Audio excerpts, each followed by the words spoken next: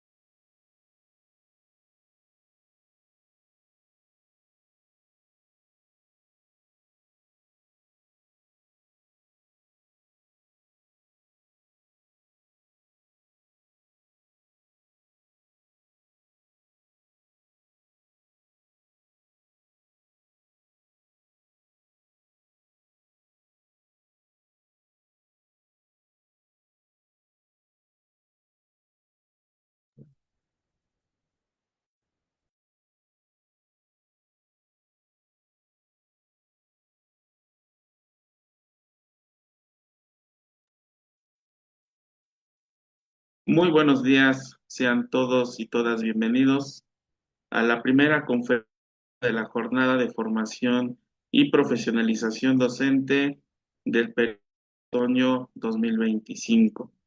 Conferencia impartida por el doctor Antonio Gres, titulada Impulsando la metacognición en la educación a través de la inteligencia artificial, a quien le agradecemos y le damos la bienvenida. Y en este sentido también agradecemos y damos la bienvenida a toda la estructura directa de la Universidad Autónoma de Tlaxcala, secretarios, coordinadores de división de área, staff de rectoría, directores, secretarios de facultades de programas académicos y a todo el personal académico, todos los docentes, sean todos bienvenidos. En este momento le he pedido amablemente al maestro Alejandro Palma Suárez, secretario académico de la Universidad de Tlaxcala, haga uso de la voz para dar un mensaje.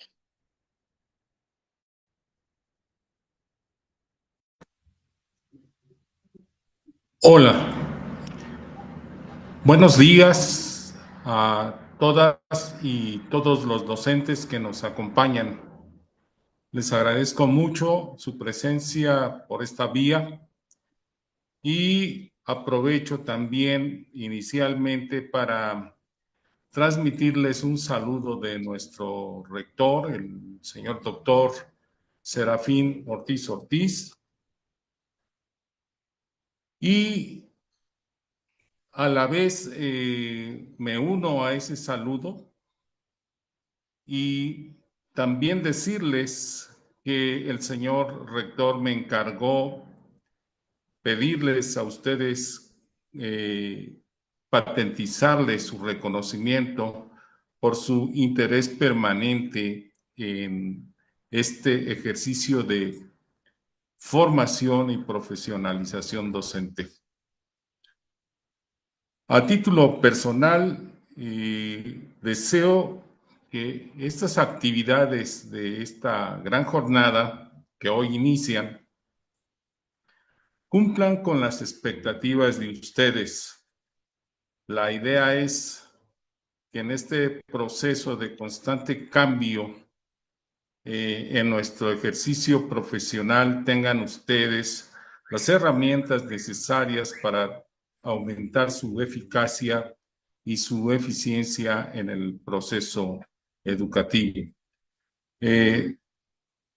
Quiero concluir, no sin antes agradecer también el respaldo y el apoyo de todos mis compañeros secretarios, de mis compañeros coordinadores de división, de mis compañeros directores de facultad y de campus. Muchas gracias por su respaldo, pero personalmente a todos ustedes por estar pendientes de estas actividades que realizamos y que vamos a realizar de manera permanente.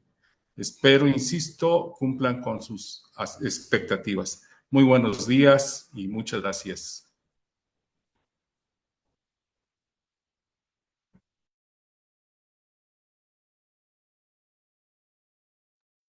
Agradecemos las palabras del Alejandro Palma Suárez, secretario de la Universidad Autónoma de Tlaxcala, y ya proceder a iniciar con la actividad del día de hoy. Comentarles, compañeros, que también se está llevando a cabo el streaming a través del Face de la Universidad Autónoma de Tlaxcala y la página de YouTube de la Autónoma también. Lo comento que en el momento en el que se sature la plataforma de Zoom, les puedan comentar que puedan seguir la señal a través de estas dos plataformas y que en la parte final se van a compartir el enlace para poder realizar el pase de asistencia sin mayor problema, no importa que esta plataforma. Les agradezco enormemente su puntualidad y su asistencia y las palabras de Alejandro. Y sin más por el momento, le pido de favor al doctor José Ricardo González Martí tome el uso de la voz para continuar con la actividad. Muy buen día. Gracias, maestro. Muy buen día a todos. Vamos por aquí a Gracias al maestro Alejandro por las palabras de bienvenida, al maestro Rodrigo Vázquezaro, también jefe de la unidad. Y pues bueno, vamos a presentar al ponente del día de hoy, al doctor Antonio González Gres. Eh, Me voy a permitir leer su semblanza curricular. Es académico investigador y emprendedor con una sólida trayectoria en el ámbito de la innovación educativa. Actualmente el doctor Gres se desempeña como coordinador en el IFE Living Lab del Instituto para el Futuro de la Educación del Tecnológico de Monterrey. El doctor Gres tiene una amplia trayectoria, es doctor en tecnología educativa y cuenta con una maestría en educación basada en competencias. Bueno, aunque ahora nosotros estamos en un modelo por capacidades, bueno, él en su momento, bueno, también hablará un poquito de esto. Asimismo, colabora como investigador alterno en el grupo de investigación de didáctica de la Universidad de Sevilla. El doctor Gres ha brindado asesoría en políticas de tecnología educativa principalmente para la UNESCO y forma parte del Observatorio de Innovación Educativa y Cultura Digital del ODITE en Barcelona. Asimismo, forma parte de una red de educación de personas y jóvenes adultas en Chile. Ostenta el título de Fellow de la Cátedra UNESCO y ha sido reconocido como una de las principales voces tecnológicas educativas en LinkedIn. Asimismo, ha editado una serie de libros respecto a las nuevas tendencias educativas y a la innovación. Además, se desempeña como académico y codirector de tesis en el Instituto Politécnico Nacional. En Chile, colabora como académico de la Universidad de Chile y en la Universidad de las Américas como asesor de tecnología educativa. Actualmente, bueno, también forma parte del el Centro Estatal Regional de Valparaíso y donde está realizando algunos proyectos relevantes sobre competencia digital cero, orientada a cerrar la brecha digital en contextos educativos en Iberoamérica. El doctor Gres, bueno, pues tiene una amplia trayectoria, como ya lo vemos aquí en su semblanza curricular. Eh, y bueno, pues él va a platicar esta mañana con nosotros con respecto a este tema interesante sobre la metacognición en la educación superior. Pues sin más, por el momento, comentarle, doctor Gres, que tendrá aproximadamente de 50 a una hora para su disertación. Y bueno, posteriormente tendremos una serie de preguntas. Maestros, maestras, doctores, doctoras y todo el personal académico vayan formulando sus preguntas. Los pueden hacer directamente en el chat o también en el grupo que se está transmitiendo en este momento, ya sea por Facebook. También pueden plantear ahí sus preguntas y las iremos considerando para hacerlas al final. Pues sin más preámbulo, pues cedo la palabra a nuestro conferencista del día de hoy, al doctor Antonio González Gres. Bienvenido, Antonio. Muchísimas gracias por la invitación, José, también a las autoridades y efectivamente a todos quienes están presentes aquí, tanto en la sala, aquellos que van a estar ahí en YouTube, y invitarles como a compartir un poco este espacio. Creo que lo principal es que podamos también poder interactuar y vamos a hacer también algunas actividades ahí para que ustedes también estén atentos. Bien. La idea es que no sea una especie de monólogo, ustedes también pueden intervenir, la idea es que el chat también sea una herramienta viva, ahí los colegas también van a ayudar si es que se montan muchas preguntas, pero la idea es como poder ir comentando, compartiendo estos espacios. Bien, voy a compartir mi pantalla. Traje una presentación con muchos elementos que habíamos conversado previamente y que justamente redundan un poco en este contexto, un contexto que efectivamente nos va a ir movilizando en este tema. La figura del cero al futuro, ¿cierto? Competencias en la IA, metacognición y formación disruptiva en la educación superior, plantea varios elementos que nos movilizan precisamente por el impacto que está teniendo el efecto, digamos, de la tecnología. Una tecnología que en el fondo nos va a ir trasladando hacia distintos escenarios y ese es un poco lo que vamos a ir viendo. Me gustaría, a pesar de la presentación, quisiera compartir un poco el contexto. Este contexto un poquito lo que comentaba José, ¿cierto? En la presentación, vengo del Tecnológico de Monterrey, donde estamos desarrollando una serie de elementos que tienen que ver justamente con la innovación en la tecnología y la educación, y es desde ahí donde vamos a construir estos conceptos que vamos a trabajar, cómo compartimos también con la comunidad a través de esta figura de Distrito Tech, y donde vamos recogiendo también mucha información conectando con las distintas, digamos, partes de las distintas comunidades que nos visitan y efectivamente vamos desarrollando estos espacios de colaboración donde nos juntamos docentes, nos juntamos estudiantes, nos juntamos todos en distintos roles, miembros de la comunidad, eh, digamos, directores de empresas, empresas de tecnología educativa, personas que están justamente en la investigación. Y esto nos va llevando entonces a movilizar ciertos elementos que conllevan justamente el que hoy día hemos construido, ¿cierto?, un espacio físico para justamente hablar del Instituto para el Futuro de la Educación, que es de donde está esta conceptualización desde la parte de lo formal, es lo que vamos a compartir. Acá, entonces, el Instituto para el Futuro de la Educación tiene distintas áreas, el observatorio, experimentación de impacto, tiene EdTech, que es la aceleradora de empresas de tecnología educativa, que ya luego vamos a comentar por qué es importante trabajar con la empresa, porque es importante trabajar con estas entidades que están desarrollando tecnología para la educación y cómo efectivamente las distintas áreas se comunican. ¿Qué hacemos en LibiLab? LibiLab justamente vamos atendiendo justamente la validación de la tecnología, es decir, en esta estrecha relación muchas instituciones nacen, cerca de 1.000 empresas hoy día se están desarrollando a nivel mundial y están apareciendo casi mensualmente a el escenario, digamos, de lo educativo. Entonces, muchas de ellas promueven, digamos, su acción, pero no necesariamente están validando su proceso o su contexto educativo. Si efectivamente está aportando y de qué manera está aportando. Lo que hacemos en este laboratorio es justamente evaluar cómo esa tecnología está siendo de alto impacto a las condiciones de aprendizaje. ¿Qué le pasa a la gente a través de sensores biométricos y otros elementos? ¿Qué les pasa a las personas cuando utilizan una determinada tecnología o una determinada metodología?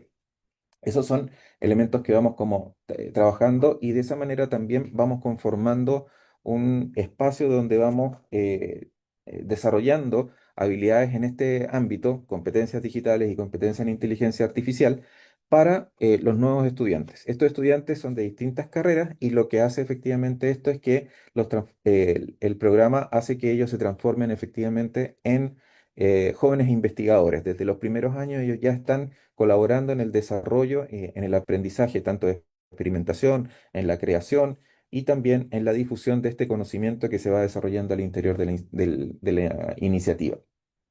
Todo esto entonces en el fondo nos lleva desde la perspectiva de lo formal. Quise pasar rápido por ahí para que pudiéramos tener un poquito de contexto, pero también vamos a hablar acerca del ámbito de lo informal. Y eso conlleva entonces el área que les voy a compartir también, que es competencia digital cero, que es otra área y que efectivamente trabaja desde la perspectiva de lo informal. ¿Cómo comunican entonces hoy día lo formal con lo informal? ¿Existen esas costuras? ¿Existe el Seamless Learning, como se llama, digamos, este aprendizaje sin costuras?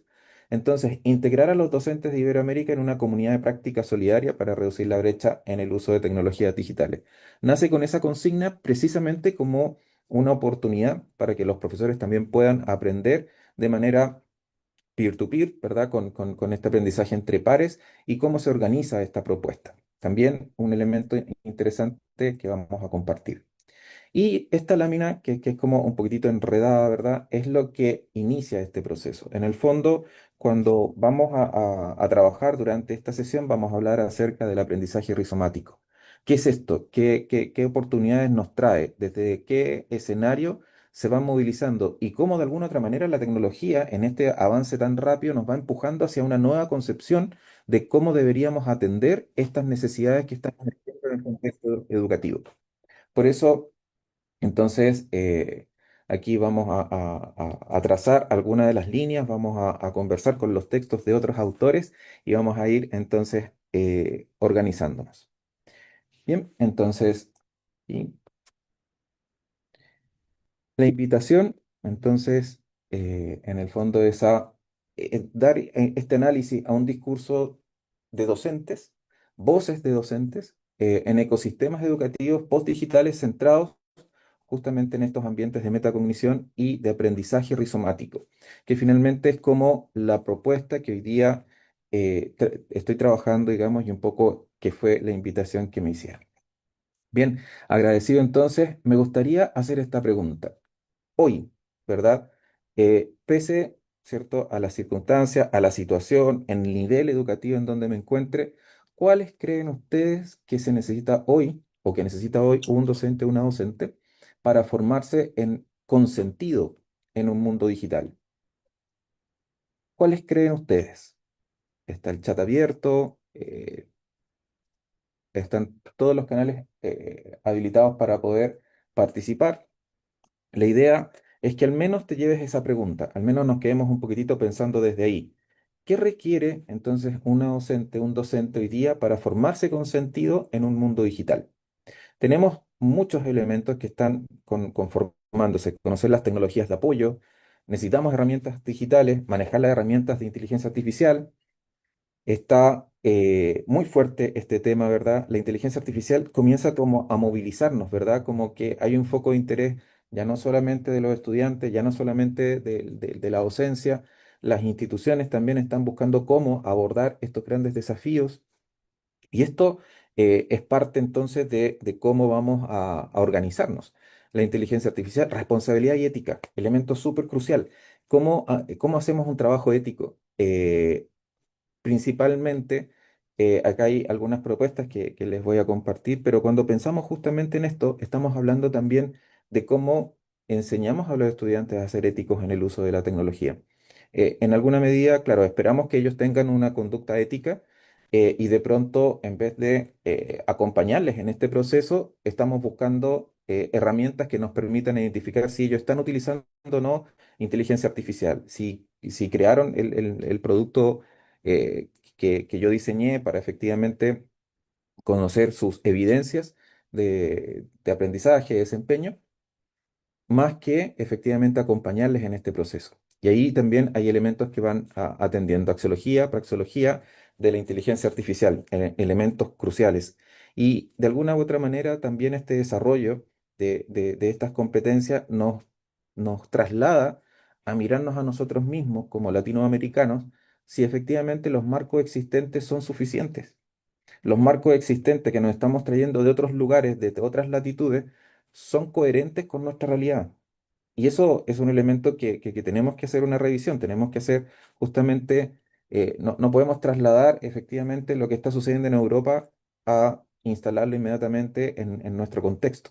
Ahí entonces también hay otros elementos que vamos a ir como dialogando y atendiendo un poco en este escenario. Muchas gracias por los que participaron y por todos aquellos que sí se pusieron ahí a darle vuelta un poquitito a esta pregunta y a responderla en sus mentes, porque efectivamente hacia allá apunta un poco este tema. La reflexión es hoy día uno de los elementos más importantes a los cuales tenemos que convocar a nuestros estudiantes y tenemos que ir resolviendo también nosotros. La inteligencia artificial viene como un poquitito a dejarnos ese margen de tiempo y saber ocupar ese tiempo desde una perspectiva, desde cómo vamos a atenderlo, es un elemento importante. Bien, entonces, ¿se acuerdan que hace un tiempo atrás, ¿cierto? Cerca del 23, apareció una carta en la que 1.000 expertos, ¿cierto?, pedían frenar el avance de la inteligencia artificial, pues se presentaba como una amenaza para la humanidad. Lo paradójico es que dentro de estas personas estaba Elon Musk, que hoy día sabemos que es el que tiene una de las inteligencias artificiales bastante desarrolladas, que es Grok, que está para ser utilizada a través de la red social antiguamente llamada Twitter o llamada X. Entonces, esto nos promovía en ese 23 como una alerta desde una perspectiva un poquitito más em, con un ojo no tan crítico, sino más bien como con ese miedo, ¿cierto?, a lo nuevo, a lo novedoso, a lo que pudiese existir. que efectivamente hay riesgos. Esto no se trata tampoco de ponerlos en un péndulo, ¿verdad? O sea, no es que necesariamente sea solamente riesgo, sino que también representa oportunidades y en ese espacio es donde frenar la inteligencia artificial es como esta imagen, es como que este niño quiera tomar agua de ahí. O sea, es casi imposible que podamos frenar el avance de la tecnología e intentar que efectivamente se pueda frenar. O sea, en el fondo lo que estamos buscando es que esta cantidad de información, estas posibilidades de trabajo con esta tecnología puedan ser más bien un propósito en el cual llevemos a la práctica, ¿cierto? Esto que educar es mejor que prohibir. Y cómo entonces las instituciones nos hacemos cargo de ese proceso. Y eso es un elemento importante porque ya no solamente podemos esperar que los cambios sean de carácter vertical. O sea, los cambios no necesariamente van a venir desde un ministerio, desde una secretaría, desde una dirección. Los cambios tienen que venir desde la conceptualización de cómo estoy diseñando mis experiencias de aprendizaje. Entonces, como diseñador, como estratega del aprendizaje, tengo que atender justamente estas nuevas necesidades. Frenarlo o esperar que efectivamente a través de una prohibición yo no tenga que sufrir el salir, ¿cierto?, de mi status quo para que efectivamente esto se mantenga tal cual y como está. Ese pensamiento efectivamente nos puede producir una caducidad tanto del conocimiento que tenemos como también de esa capacidad que nos entrega la inteligencia artificial de procesar esta información en función de habilitar antiguas tecnologías, de habilitar la posibilidad de ser incluso más inclusivo, de habilitar específicamente cómo es que mi relación con la tecnología puede pasar de ser simplemente un accesorio. Esto es uno de los elementos que nos va a mover, ¿cierto?, en esta cultura digital. Vivimos en una cultura digital y ese contexto, sin lugar a dudas, es ineludible. Estamos en ese contexto. Y entonces la competencia digital, de alguna manera, se transforma en uno de los elementos clave. Y esto tampoco es algo que esté sucediendo desde hoy. Esto viene trabajándose hace muchísimas décadas ya y se ha establecido que efectivamente las competencias digitales son una de las áreas que debiésemos reforzar como competencias claves para la ciudadanía. Entonces hablamos del desarrollo de STEAM, ¿cierto? Ciencia, tecnología, ingeniería y matemáticas, lenguajes, alfabetización, la conciencia y la expresión cultural, el emprendimiento, ya no solamente como aquello que me permite generar empresas, sino también ese emprendimiento que implica el que yo genere valor desde mi perspectiva y cómo ese valor se coloca en función del colectivo, cómo mis habilidades, mis capacidades son capaces también de transformar mi entorno y mis territorios. Eso también es un elemento importante y la competencia civil. Las los aspectos personales, sociales y principalmente hoy día más que nunca aprender a aprender. Estos son elementos que han venido acompañando un poco el trabajo de cómo se van desarrollando estos factores clave para desarrollar talento digital en la era, ¿cierto? Digamos, de esta transformación digital que va desde un contexto tecnológico a cómo nos estamos relacionando con distintas temáticas. Entonces, mientras más analfabetos existan desde el punto de vista de lo digital, más nos vamos a encontrar con dificultades para atender justamente el diseño de experiencias de aprendizaje. Cuando más adelante vamos a hablar un poquitito justo de este escenario donde hemos hablado muchísimo durante al menos 2 décadas de el nativo digital como una etiqueta que estuviese validada, algo así como cuando hablamos de los estilos de aprendizaje, como que eso tácitamente es real. Y lamentablemente no es así. Y eso nos lleva a pensar y a estructurar estrategias que están erradas. O sea, cuando pensamos finalmente en asociar a que una persona solamente tiene habilidades de carácter auditivo, estamos siendo sesgados por una teoría que no necesariamente tiene una fundamentación científica que la respalde detrás y estamos sesgando a un estudiante en función de ese uso. Lo mismo sucede cuando, y ha sucedido, lamentablemente, con esta etiqueta del nativo digital. Y eso es un elemento que lo vamos a tratar en profundidad. Lo que necesitamos en este contexto entonces es esa integración curricular. ¿Cómo hacemos que el currículum de alguna otra manera sea un poquitito más flexible, que este currículum atienda las necesidades del contexto, y que efectivamente pueda extraer aquellas no solamente necesidades del mercado, sino también los deseos formativos que tiene cada una de las personas. Cuando hablamos, por ejemplo, de preescolar, en preescolar se atiende la necesidad, y no solamente la necesidad, sino también el deseo de los niños, por qué y qué áreas son de su mayor interés. Y se mezclan distintas metodologías y se mezclan distintos saberes para que efectivamente ese niño pueda ser estimulado en su aprendizaje desde la curiosidad. Desafortunadamente en el sistema posteriormente vamos acortando esos espacios y terminamos en una figura muy lineal donde efectivamente el lenguaje ya no es una llave que abre nuevos mundos, sino se transforma en una figura solamente instrumental. Y ahí es donde también tenemos que atender justamente estas necesidades. La colaboración de la academia y la industria, este es un elemento clave.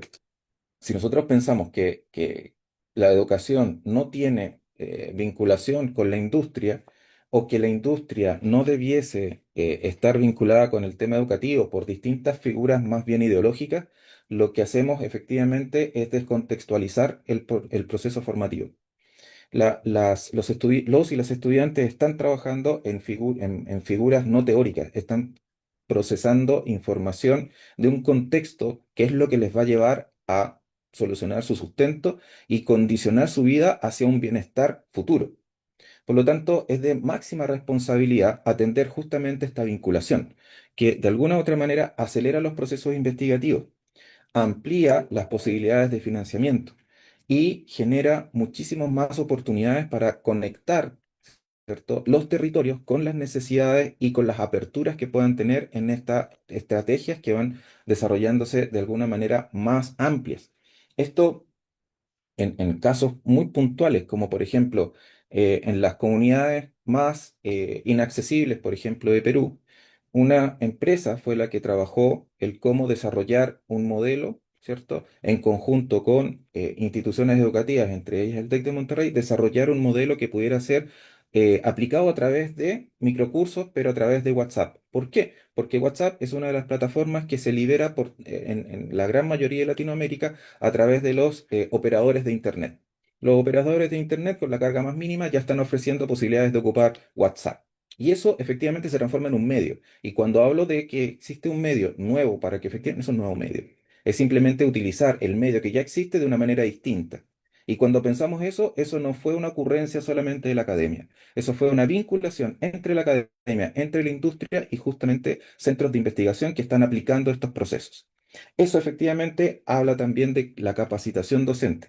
La capacitación docente ya no solamente tiene que ver con aspectos implícitamente de carácter formativo. No es suficiente trabajar solamente aspectos de evaluación, de didáctica y de usos de tecnología.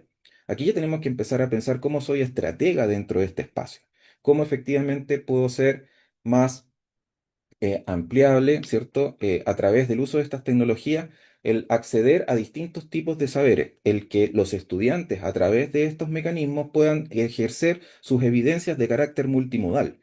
Ya no solamente el formato puede ser. Cuando pensamos, por ejemplo, en de qué manera están estructuradas nuestras rúbricas, ¿cuál es el porcentaje que le asignamos al formato versus el potencial de ganancia que está ofreciendo el estudiante a través de su investigación? Muchas veces las tesis se aprueban más bien por cumplir con un formato que por el aporte que incluye el ímpetu del estudiante por esa curiosidad que le despierta algún fenómeno que esté estudiando, de cualquiera que sea.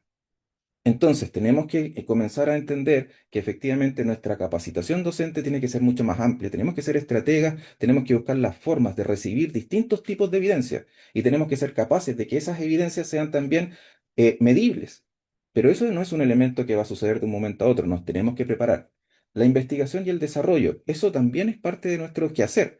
La investigación y el desarrollo implica efectivamente qué es lo que está sucediendo en el conocimiento de frontera y que de eso lo puedo transferir a mi contexto.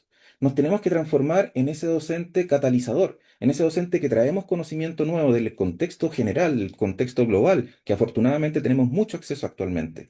¿Cómo lo traslado a mi realidad? ¿Cómo lo traslado a mi aula? ¿Cómo lo bajo entonces a la situación donde yo no tengo conectividad, no tengo internet en la sala, no tengo una sala cómoda, no tengo una gran cantidad de elementos?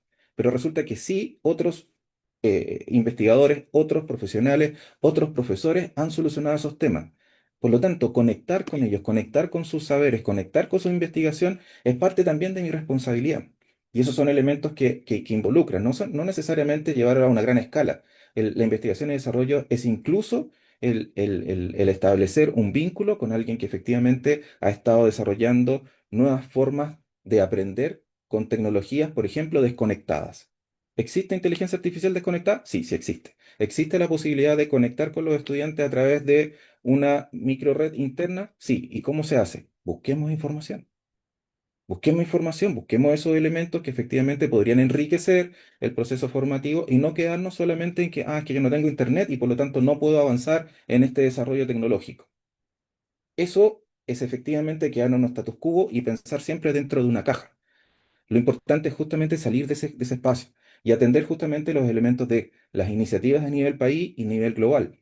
Hoy día actualmente se está desarrollando un modelo de competencia digital para el sector escolar en Chile. ¿Cómo eso puedo yo ocuparlo acá en México? ¿Cómo puedo ocupar los avances que tiene el organismo Ceibal de Uruguay? Los he investigado, los he revisado, me he enterado, me he informado, he asistido a charlas, he asistido a webinars. Es que no tengo tiempo.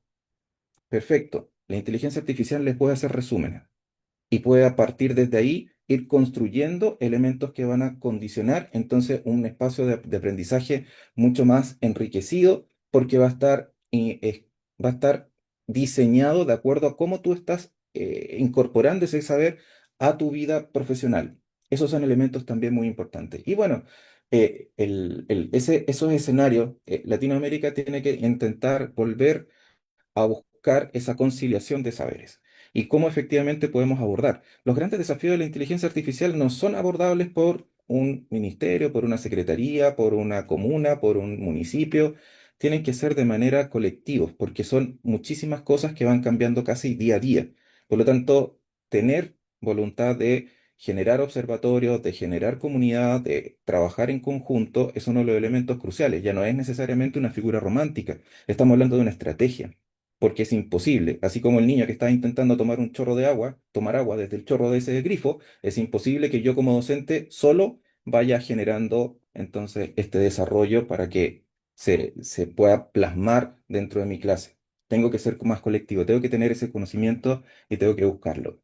Las empresas de tecnología educativa ya también se han asociado y ya han generado taxonomías de uso de estas tecnologías, donde aplica cada uno de los elementos, donde hay sistemas de implementación, hay sistemas para la visión de la enseñanza y el aprendizaje, hay algunas herramientas que profundizan en la cultura personal, hay otras que profundizan en las creencias y conocimientos del profesorado, hay otras que buscan qué elementos son las que requieren distintas poblaciones dependiendo de su nivel de competencia digital, y así sucesivamente hay distintos elementos. Este es un proyecto que efectivamente cubre justo esto de, bueno, ¿qué hago con esa tecnología vasta y que de pronto me inunda en demasía? Hay entidades que ya están trabajando justamente en clasificarlas. Cuando pensamos en cómo abordamos los desafíos, no podemos establecer una estrategia que solamente involucre a docentes o estudiantes sin dejar y dejando de lado a los funcionarios no académicos. O sea, las competencias y estas áreas digitales tienen que ser estructurales. O sea, las personas que están desarrollando la gestión académica tienen que ser competentes digitales, tienen que tener habilidades en competencias de inteligencia artificial. No solamente son áreas de los docentes y de los estudiantes. Y si es posible poder involucrar a la comunidad, y si es posible involucrar obviamente a las familias. ¿Cómo hacemos eso? ¿Cómo hacemos universidad si finalmente es eso? Ese contexto es un elemento muy importante y que de pronto perdemos el foco por quedarnos en el foco exclusivo de mi disciplina. Pero esa disciplina está en contexto con otros elementos.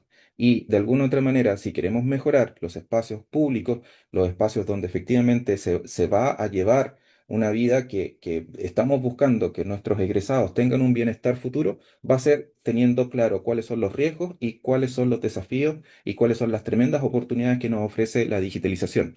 Estos elementos entonces son necesarios tenerlos en consideración y por lo tanto, no puede quedar nadie abajo, ¿cierto? De este bus, nadie puede quedar abajo de este barco porque lo necesitamos a todos.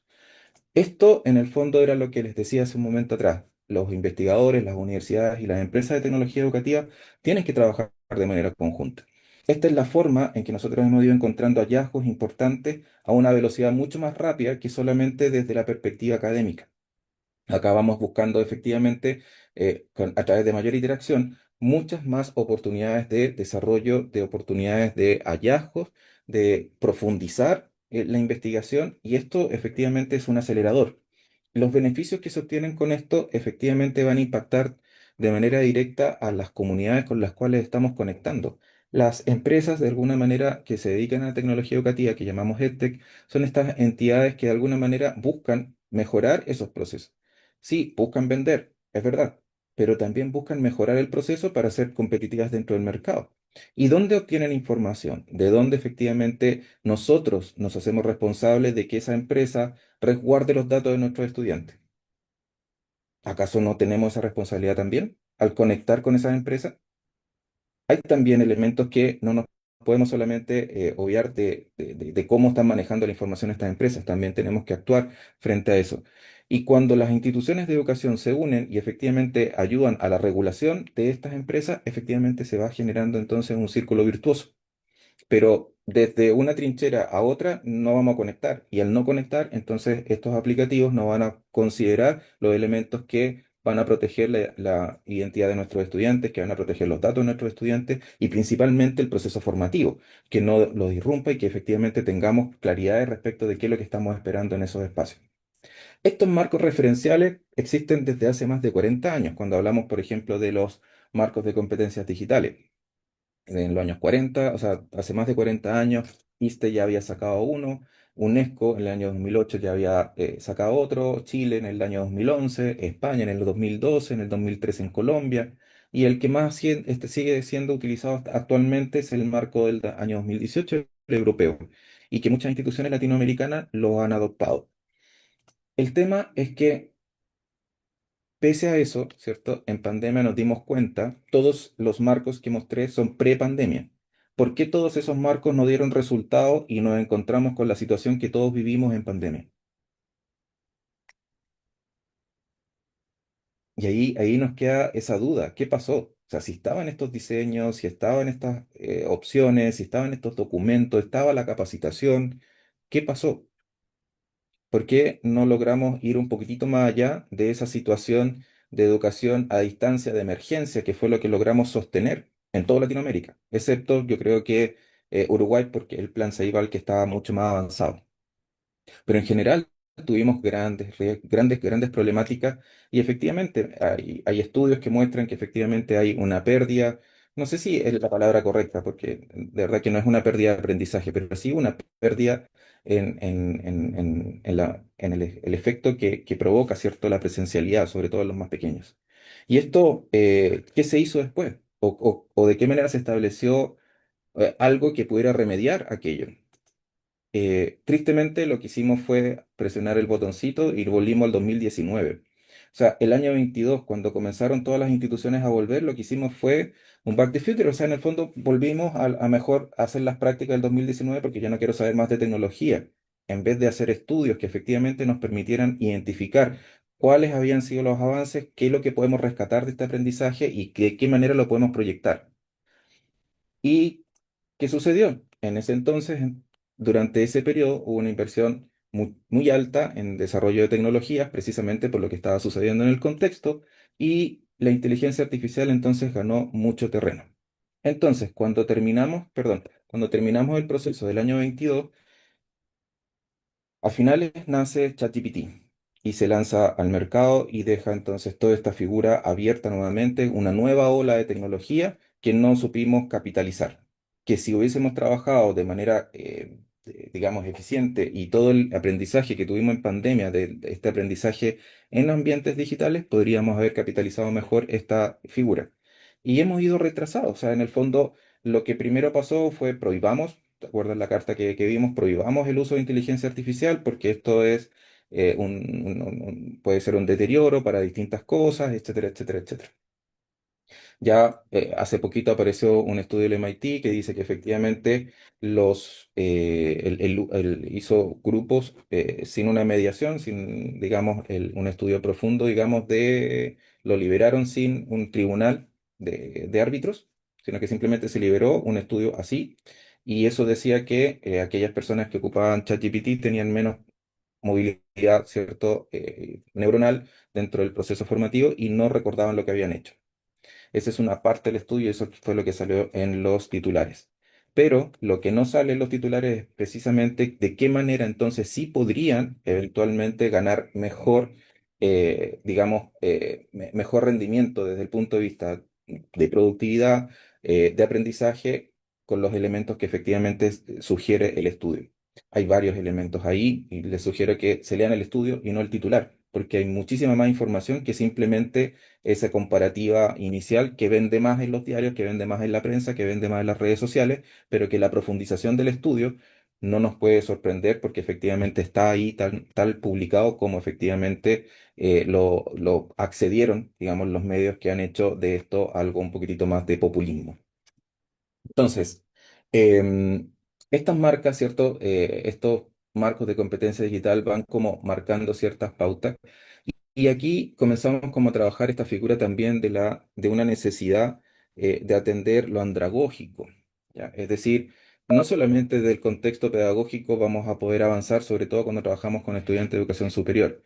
¿Cuáles son estas competencias? Es decir, nosotros deberíamos tener o atender, efectivamente tenemos necesidades de desarrollar destrezas, que son lo que mayor tiene los nativos digitales, ya me voy a detener un poco en ello, los saberes digitales, las habilidades y las competencias digitales, que hay un nivel de doble capa aquí. O sea, no es solamente abordemos y desarrollemos competencias digitales sin antes haber logrado, ¿cierto?, esta complejidad de elementos que tiene que atender un estudiante hoy en día.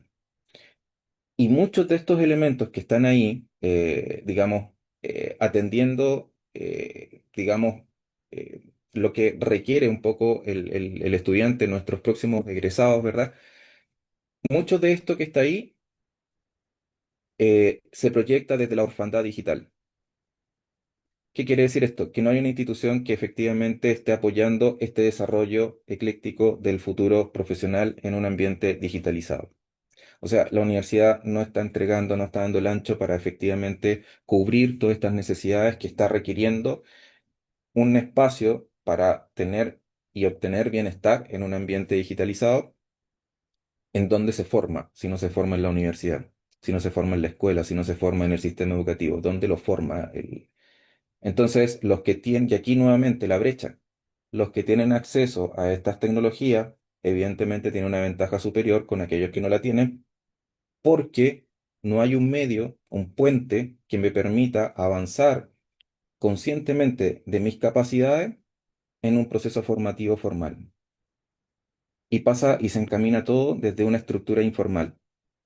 Ensayo y error, lo que me dice mi amigo, lo que consigo con algún conocido, y de esa manera voy estructurando entonces mi saber digital. Y la responsabilidad del sistema educativo donde queda. Esa es una reflexión profunda, pero efectivamente estamos al debe. Y por eso hablaba de la pandemia, porque tuvimos oportunidad de atenderlo, o sea, nos focalizamos, todos estábamos utilizando tecnología. ¿Qué hicimos después de eso?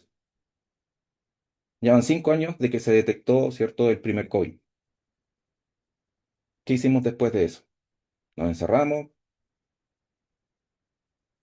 ¿Cómo avanzamos en ese proceso? Y hoy día entonces nos encontramos con esta figura de un nativo digital que de alguna otra manera va instrumentalizando este uso, pero no necesariamente va adquiriendo esas competencias que debería tener. La evaluación, ¿cierto? Es otro dolor muy importante que tenemos en este contexto. ¿Cómo evaluamos? Si finalmente lo que yo antes le pedía a los estudiantes se rompe, porque efectivamente hoy día sí lo pueden hacer con inteligencia artificial. Entonces, ¿qué decía la educación basada en competencias hace un tiempo atrás? Años 70, ni siquiera de ahora, que era importante evaluar el proceso tanto como el producto. Mm, No es algo nuevo. ¿Y estamos evaluando procesos? ¿Hemos repensado en cómo evaluar los procesos? Si yo puedo evaluar el proceso, Y no solamente el producto, se acabó el miedo a que los estudiantes ocupen inteligencia artificial. Porque ya el estudiante tiene que entregarme otras evidencias, no solamente un producto. Tiene que enseñarme qué está pensando, qué está reflexionando, cómo está diseñando sus prompts. Y una pregunta, ¿nuestro estudiante sabe preguntar? Y si mi estudiante no sabe preguntar, ¿cómo se enfrenta a la inteligencia artificial? Elementos que no son tan complejos, son bastante sencillos, pero necesitamos a todos trabajando en esto. A docentes, a estudiantes y a los colaboradores, a los que atienden la gestión académica. Esto entonces nos va llevando a estas propuestas que en definitiva se van estableciendo en estas figuras. Cuando yo les digo el nativo digital es uno de los daños más grandes que ha tenido nuestro sistema educativo en las últimas décadas, es porque pensamos que el nativo digital tiene competencias digitales. Y la verdad es que solamente están las destrezas digitales. ¿Qué implica las destrezas digitales? Que se comunica de una forma distinta, que se relaciona de una forma distinta, que busca información de una forma distinta. Sí, destrezas digitales. No alcanzan a ser ni saberes digitales. Si usted a su estudiante le pregunta algo que a nosotros, la mayoría de los análogos digitales que podamos estar presentes aquí, nos preguntaban, ¿qué es lo que es hardware, qué es lo que es software? Lo podemos responder. Pero estos, comillas, nativos digitales no pueden responder. Cuando les preguntamos dónde están sus fotos en su celular, en la nube. ¿Qué es la nube? Entonces, ¿qué pasó? Que cuando nace este apelativo, efectivamente se empezó a pensar que estos chicos, por estas destrezas que demostraban, ya no necesitaban inducción tecnológica al inicio de su carrera profesional. Y por ende, ¿qué pasó? Analfabetos, porque muchos de ellos solamente tenían una relación con su teléfono celular. No tenían un background, digamos, concreto, de peso, que en su familia les hayan enseñado, cuáles eran los riesgos, de qué manera puedo ocuparme con un teléfono, etcétera, etcétera. No. La administración de archivos, qué decir. Elementos que se constituyen, por ejemplo, en lo que son los saberes digitales, que tiene que ver con todo este manejo de información, donde, por ejemplo, le damos sentido al uso de un LMS. Las instituciones no solamente enseñaban de manera instrumental, las instituciones lo que hacían era, ¿para qué estamos usando Moodle? ¿Para qué estamos utilizando Blackboard o la plataforma que ustedes quieran? Y eso le daba sentido. En esa misma inducción le decíamos, bueno, se tiene que crear un correo electrónico o la institución te generó un correo electrónico. Bueno, ¿y para qué es? Hoy día los jóvenes ven un correo electrónico como algo de viejos y no le dan sentido y no construyen cosas con su correo electrónico. ¿Para qué si hay WhatsApp? Pero eso ¿de dónde viene? De que pensamos que efectivamente los nativos digitales no necesitaban inducción. Llevamos más de una década en eso. Y no hay instituciones que hoy día estén trabajando la alfabetización digital a la entrada de los estudiantes, porque se sospecha que son nativos digitales y no necesitan eso. Y eso ha sido un grave, grave error. Entonces, cuando pensamos en estas figuras, lo que vamos a atender un poco es justamente eh, que este nativo digital, ¿verdad? Yo lo llamo un poco estos mitos y leyendas, va construyendo una figura que va construyendo entonces en la sociedad ciertos conceptos que se van como instalando. Lo que les decía acerca de la teoría de los estilos de aprendizaje. Está instalada y es difícil de pronto sacarla porque la gente la tiene como asumida que es verdad. Bueno, el nativo digital es uno de los elementos que tenemos que buscar erradicar para poder educar. Y esto nos lleva también a pensar cómo es que, si bien hemos puesto atención a cómo aprendemos, cómo van aprendiendo las generaciones, todas, ¿qué hacemos en nuestras aulas para trabajar con estos contextos? ¿Cómo aprende la generación baby boomer? ¿Cómo aprende la generación X, ¿cierto? Los millennials, los centennials, ¿de qué manera van aprendiendo? Eso ya está. Ya están los estudios, ya están los marcos referenciales. ¿Cómo lo aplico yo? Resulta que en mi clase hay mezcla entre millennial y centennial, porque tengo estudiantes que están regresando del mundo laboral y se están inscribiendo en cursos, o estoy en la educación superior, o estoy en la educación continua, o estoy con aprendedores a lo largo de la vida. ¿Cómo yo estructuro esas estrategias? Y esos son elementos que ahí es donde la inteligencia artificial nos va ayudando, porque efectivamente vamos teniendo espacios donde la cultura se puede atender desde la diversidad, atendiendo un mismo aprendizaje esperado, pero de distintas formas. Y además podemos recoger evidencias de carácter multimodal. Y eso no nos incurre en más trabajo, sino en aprender a cómo usarlo y cómo sacarle provecho a estos elementos. Entonces, ¿personalizamos sus experiencias de aprendizaje? Bien poquito, bien poquito. Se habla mucho del age management, que es una forma de atender justamente estas necesidades. Y ahí, entonces, es como, de alguna manera, esta iniciativa que yo les quería compartir, ¿cómo nos hicimos cargo? Bueno, Competencia Digital Cero, que trabaja desde la informalidad absoluta, es un grupo de profesores que se unieron un poquito antes de la pandemia para ayudar a otros profesores que tenían dificultades con el uso de tecnologías. Nos dimos cuenta en este equipo que cofundamos que a través de estos profesores podíamos llegar y multiplicar el efecto, ¿cierto?, con sus estudiantes. Y sobre todo buscando aquellos estudiantes, aquellas instituciones, aquellos colegios, aquellas universidades que estaban trabajando con contextos más vulnerables. Y eso, más que un ribete de color y que le dé algo, no, es que efectivamente desde ahí comenzamos con el desafío de trabajar, por ejemplo, un concepto que le llamábamos la tecnología en placa. Es decir, en todas estas instituciones no tenían internet. Entonces, ¿qué tipo de tecnología podíamos utilizar? Y eso fue lo que empezamos a investigar. Y con ello nos empezamos a incluir, ¿cierto?, a distintos profesionales de distintas áreas, de distintos países que estaban justamente trabajando en estos temas. Y eso entonces empezó a abrir un espacio donde la solidaridad, ¿verdad?, permitía, de alguna u otra manera, ampliar lo que era la brecha. ¿Qué es lo que distinguía esto? Es que en el fondo eran profesores que estaban todos en una práctica educativa con la curiosidad de cómo estas tecnologías podían ser útiles en otros contextos, cómo sus descubrimientos ya no solamente quedaban en el paper, sino que también lo llevaban a otros escenarios, a trabajar en voz con otro. Y empezamos a trabajar en el uno a uno, es decir, a juntar a un profesor que quería aprender algo con alguien que quería enseñar algo. Una lógica sencilla, pero una lógica profunda. Porque a veces yo lo que necesitaba era saber, bueno, me instalaron en mi institución Google Classroom.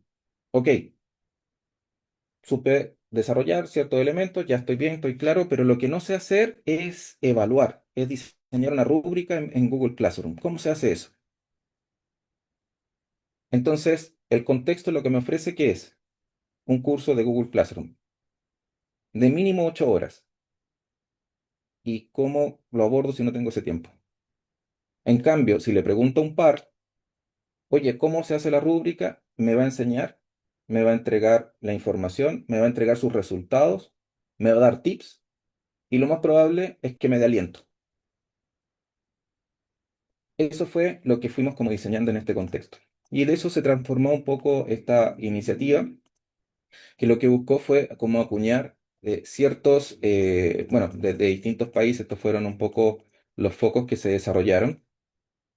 Esta lámina no tenía tanto efecto. Pero efectivamente, este como romanticismo por trabajar con profesores que tuviesen una condición que la verdad es que se empezó a transformar en una figura en la cual hoy día es un movimiento. Es tan especial esta figura que hemos tenido la oportunidad, digamos, de estar el libro y distintos tipos de publicaciones porque no es jerárquica. Aquí no hay un director, acá no hay un jefe, no. Esto es simplemente la conexión genuina del interés por aprender y el interés genuino por enseñar. De docentes que comparten un poquitito de tiempo a, a la semana y que pueden efectivamente atender distintos tipos de, em, digamos, de solicitudes. Esto entonces llevó a que, por ejemplo, en un caso muy particular, por ejemplo, dentro de la experiencia, Carmen Guisa, que fue una persona que quería aprender cómo utilizar mejor una herramienta como un LMS, se juntó entonces con Paqui. Paqui Carmona era un astronauta, le llamábamos astronauta a los profesores que querían enseñar, y conformaron entonces una estructura de diseño. Javier fue la persona que organizó un poco la temática de lo que se estaba diseñando en ese contexto y luego eso fue parte de una publicación. Pero Carmen estaba en una situación de un colegio saliendo de pandemia, donde los chicos no estaban volviendo a clase y tenían que comenzar en esta figura híbrida. No sé si se acuerdan que hubo un momento en que estuvo como muy de moda esta figura híbrida, donde estaba mitad de estudiantes en la sala, otra mitad estaba como en línea, una cosa media extraña. Bueno, ella necesitó ayuda, Paqui le ayudó, Paqui estaba en España y Carmen estaba en Venezuela. O sea, la organización, el tipo de hora, etcétera. Hay una gran cantidad de cosas que pudieran haber complejizado aún más el proceso. Pero más que ver el lado poco amable de esa situación, efectivamente lo que hicieron fue construir y co-construir una solución que hoy día, hasta el día de hoy, está instalada en ese colegio. Estos elementos son parte entonces de atender ese conocimiento que se adquirió durante el proceso de pandemia y que luego se transformó en una oportunidad. Eso está documentado en ese libro. Si quieren, ahí pueden escanear el código QR y ahí pueden obtener mayor información porque eso es muy, muy interesante. Cómo obtuvo entonces en el fondo este modelo una cierta identificación muy, muy interesante al respecto. Em, y bueno, fue también finalista en los Enlight Award en el 2021. Esto nos llevó a pensar que efectivamente hay distintos tipos de redes, y aquí empezamos a hablar del aprendizaje rizomático. Es decir, los profesionales que se estaban conectando en este espacio tenían de alguna manera una situación centralizada. Muchos de ellos se juntaban porque o compartían el mismo uso horario y en el fondo o estaban en el mismo país y tenían la misma, digamos, las mismas características del ministerio, digamos, generalmente por cercanía. Pero habían otras que estaban de carácter distribuidas, como esta figura que les acabo de comentar de Paqui y de Carmen, una en Venezuela, otra en España. Pero también comenzamos a ver que esto se comenzó a desarrollar de una manera muy, muy particular y que efectivamente se estaba dictando una charla en México, recuerdo, que había invitado a UNESCO y estábamos presentando el modelo y en paralelo, sin la necesidad de una organización jerárquica que estableciera quién hacía esto y quién hacía esto otro, se estaba dando un congreso donde estaba participando otro grupo, también perteneciente a la misma iniciativa en Barcelona, hablando acerca del modelo y cómo había impactado a España en ese contexto. Entonces, los tipos de redes que se van estructurando para generar un espacio de aprendizaje ya no necesariamente constituyen una sola forma o son parte de una sola organización. El aprendizaje lo entendemos entonces de una manera un poco más expandida y eso es lo que nos permite entonces pensar estos escenarios donde hablamos justamente de este aprendizaje rizomático, un aprendizaje que descansa en algunos elementos muy importantes. Hablábamos de andragogía, es decir, educar a adultos, no educar a niños. En la educación superior necesitamos que los estudiantes tomen decisiones. ¿Por qué necesitamos que tomen decisiones? Porque al tomar decisiones se puede evidenciar la profundidad de su aprendizaje. En ese contexto, entonces nosotros podemos efectivamente analizar y conformar una serie de evidencias que, aunque ocupen inteligencia artificial, pueden efectivamente ser parte de esa validación, de ese reconocimiento. Entonces, las instituciones de educación que requieren, ¿cierto? Por norma, por estructura, poder validar el conocimiento de una persona, ¿vamos a seguir evaluando de manera superficial o nos vamos a ir anclando en modelos que efectivamente nos permitan llegar a un nivel de profundización de a dónde está efectivamente ese recurso interno que transforma al estudiante a través del conocimiento, ese conocimiento previo con el aprendizaje que yo le estoy ofreciendo? ¿Cómo conecto esos elementos? ¿Y cómo los transformo? ¿Y cómo lo veo? Evidenciando los procesos de toma de decisión. Ahí hay una oportunidad tremenda para la evaluación. No en buscar qué herramienta me va a permitir identificar si el estudiante ocupó o no ocupó inteligencia artificial. Ahí estamos errados, estamos buscando en una cosa que no deberíamos buscar porque no vamos a encontrar una solución. Este aprendizaje entonces no solamente está desde una mirada jerárquica, sino que en el fondo está desde una constitución también emergente. Las necesidades, ¿cierto?, de uso de tecnología tenemos acceso a distintos tipos. O sea, no puedo yo anclarme en decir que no tengo acceso a ChatGPT porque el de pago es el mejor, y no he revisado la oportunidad de tener, por ejemplo, un modelo como DeepSeek o Llama, que son igual de potentes y que lo puedo tener instalado en mi computador sin mayores recursos. Ah, pero es que eso no lo sabía. Ah, pero es que usted lo preguntó. Ah, pero es que usted conectó con otras personas para saber si eso es posible.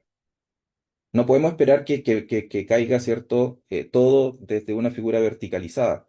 Esa es la gracia de estos aprendizajes rizomáticos, donde estimulamos a que los estudiantes también vayan generando sus propias redes, que los estudiantes también conecten con otros estudiantes, conectar con otros profesores que estén en otras localidades y establecer estos vínculos donde podamos conectar a nuestros estudiantes con estudiantes que estén, no sé, probando el modelo Ceibal en Uruguay. ¿Por qué nos cerramos a esas posibilidades? Es que no tengo tiempo, es que cuánto tiempo te va a absorber, profundizar en el aprendizaje de tus estudiantes y efectivamente tener una figura válida, pertinente y de confianza sobre el aprendizaje de tus estudiantes. Requieres de otros espacios, requieres de otros procesos y esos procesos están emergiendo, se están desarrollando. Hay distintos tipos de herramientas hoy día y que efectivamente apuntan a elementos que son gratuitos. Khan Academic es gratuito.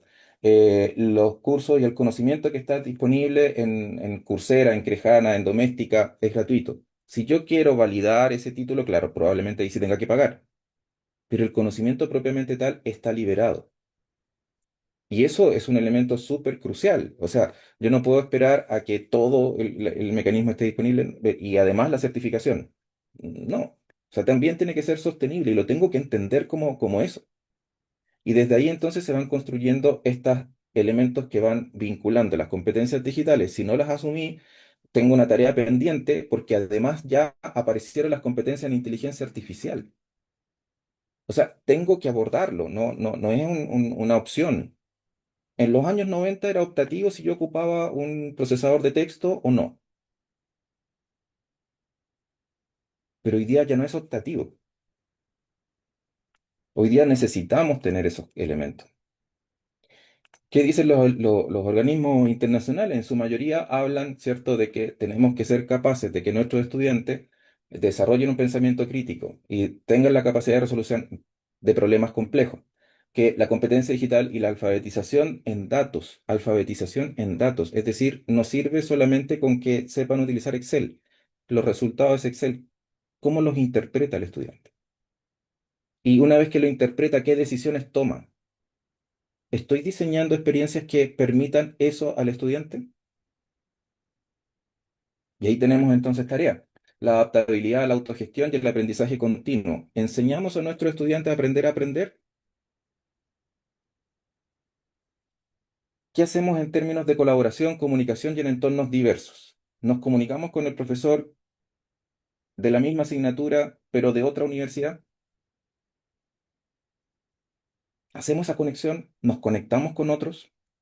Conciencia ética, sostenibilidad y ciudadanía digital. Somos una generación con una gran responsabilidad, como decía el tío Ben al hombre araña. Somos los análogos digitales. Si no dejamos ese conocimiento a las nuevas generaciones, estamos siendo total y completamente irresponsables. Porque va a llegar un día en que pueda venir un apagón y las nuevas generaciones, ¿qué van a hacer si no tienen ese mundo digital? ¿Cómo se vive desde la perspectiva de la desconexión? ¿Estamos enseñando eso? Son elementos cruciales, son de supervivencia.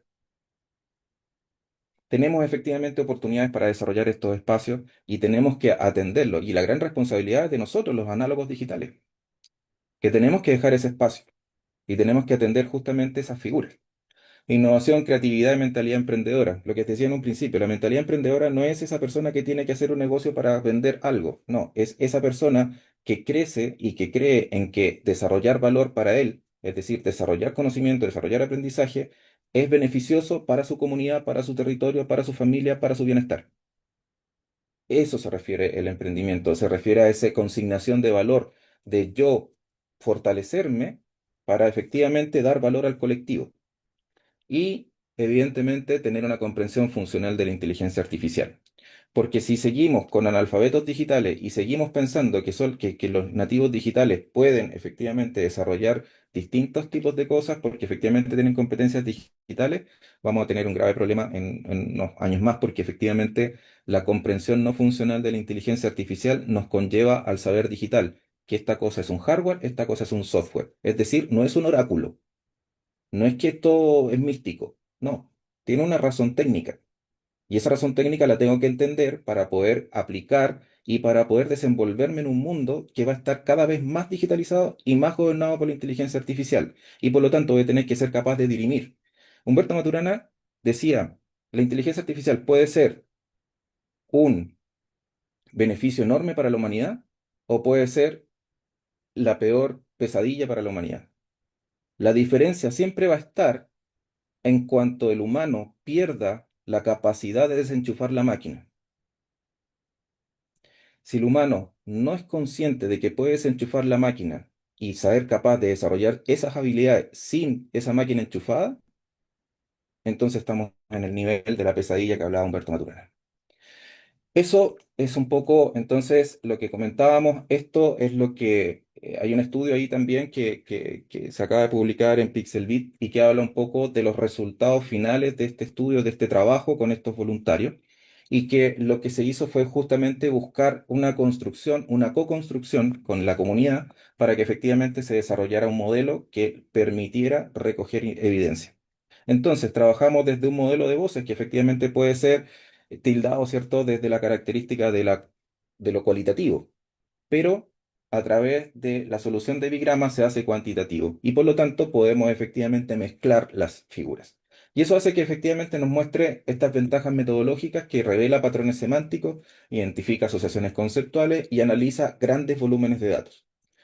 Las limitaciones.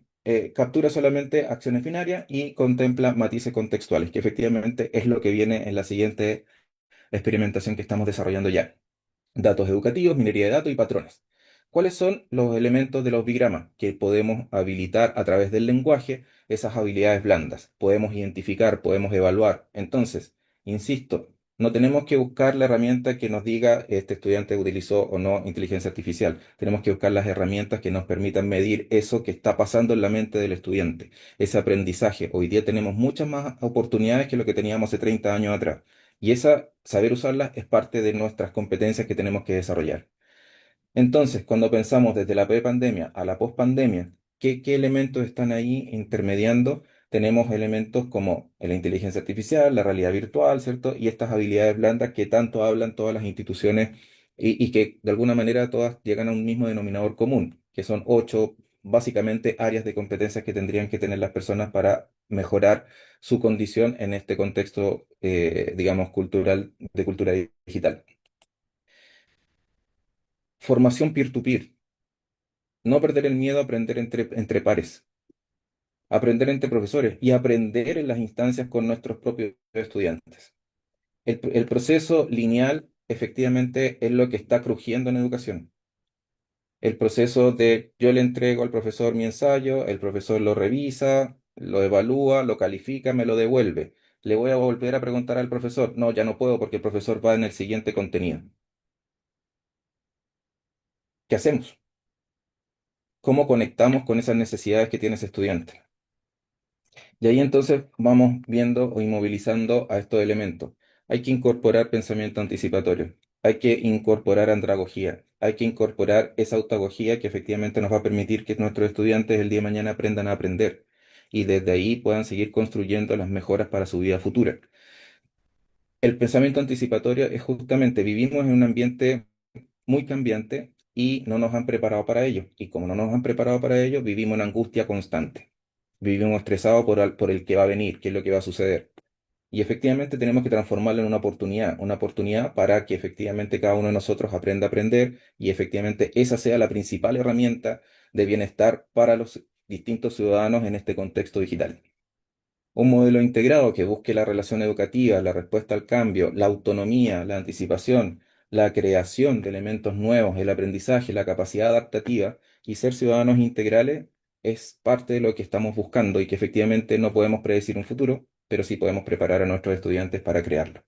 Esa reflexión Y las personas validando personas en este peer-to-peer, no hay que tenerles miedo, porque las personas también tienen criterio, las personas también tienen historia, las personas también construyen ciudadanía. No solamente nos certifica un cartón, nos validan las personas. Y eso es un poco la red de aprendizaje y lo que deja, de alguna manera, esta experiencia de competencia digital cero, que es una inteligencia social colectiva. No estudias para aprender para nuestros estudiantes que estén escuchando, sino para estudias para transformar. Y también nosotros tenemos que aprender que el aprendizaje ocurre cuando alguien quiere aprender y no cuando alguien quiere enseñar. Y si esto lo tenemos claro, efectivamente va a cambiar nuestra práctica. El aprendizaje sin fronteras no es un ideal, es la única respuesta viable para un mundo que cambia rápidamente con sus propios mapas. Aprender es migrar entre formatos, culturas, edades, tecnologías sin perder el rumbo humano. Muchísimas gracias.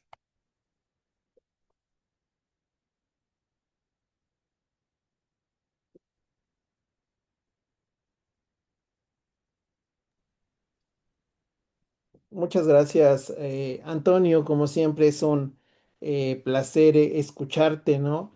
Y sobre todo que en tan poco tiempo hayas compartido con nosotros estas experiencias que tú has acumulado a lo largo de toda la trayectoria, ¿no?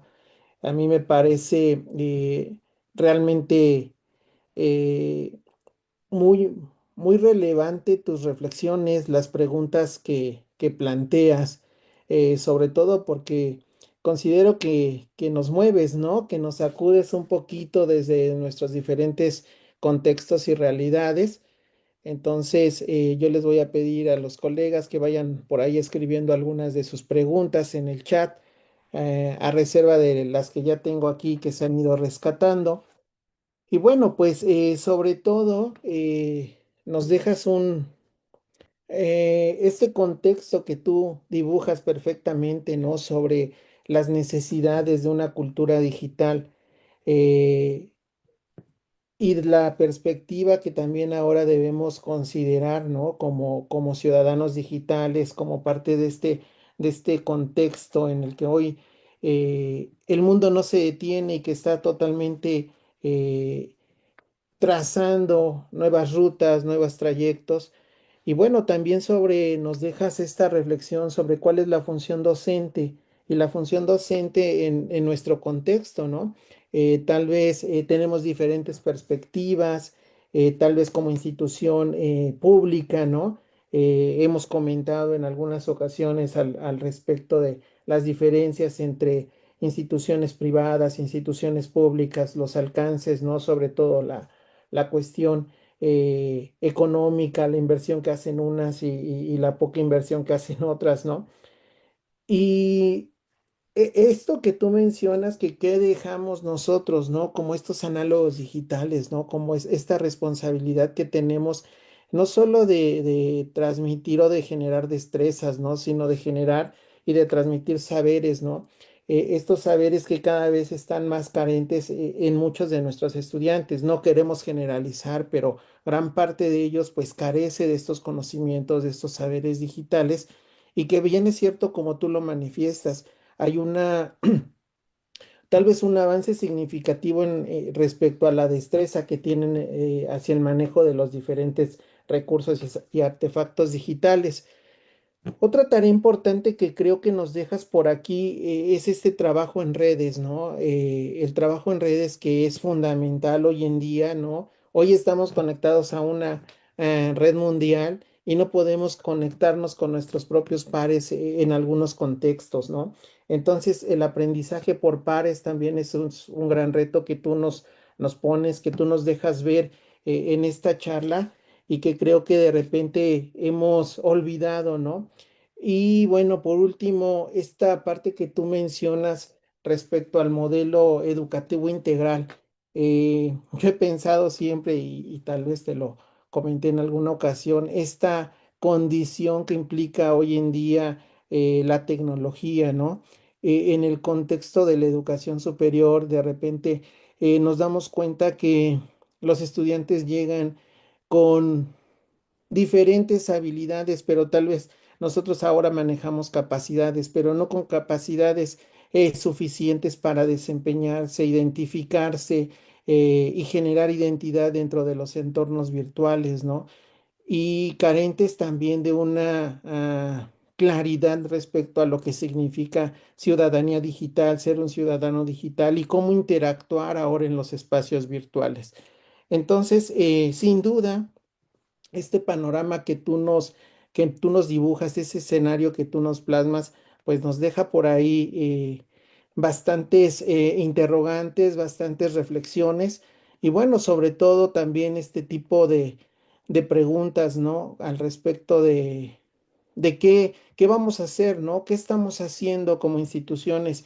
Y por ahí una pregunta que surge es respecto y cuál es ¿tú cómo percibes que es el reto de las instituciones, sobre todo públicas, ¿no? Como es el caso de la UAT, con respecto a esta inserción en un mundo que, como tú dijiste, no se detiene, ¿no?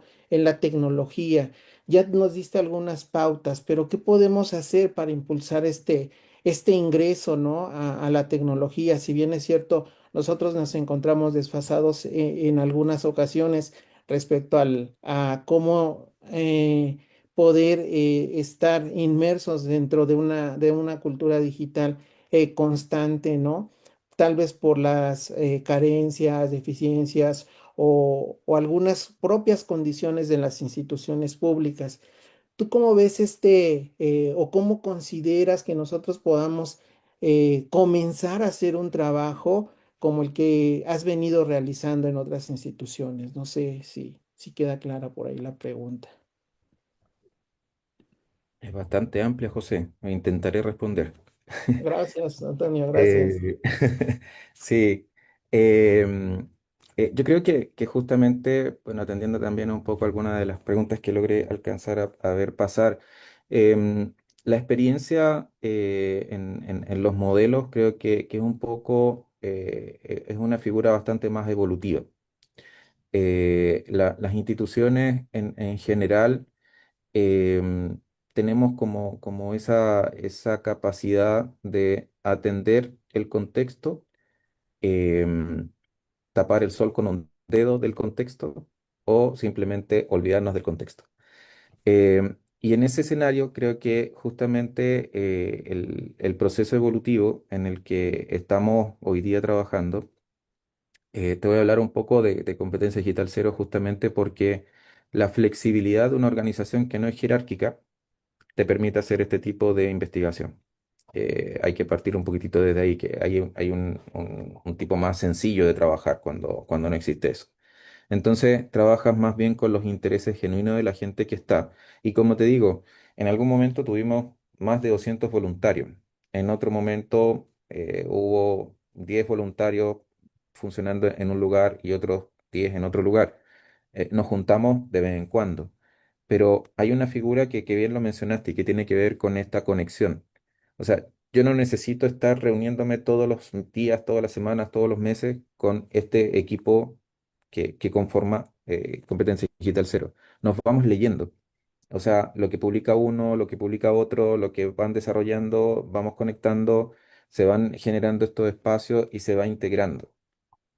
Hay grandes personas que efectivamente también han colaborado muchísimo en estos contextos y que en el fondo va a elaborar este escenario de cómo la prueba que muchas veces estamos buscando como la evidencia de si este modelo resulta o no, eh, es más bien desde la conceptualización individual y eso es una invitación.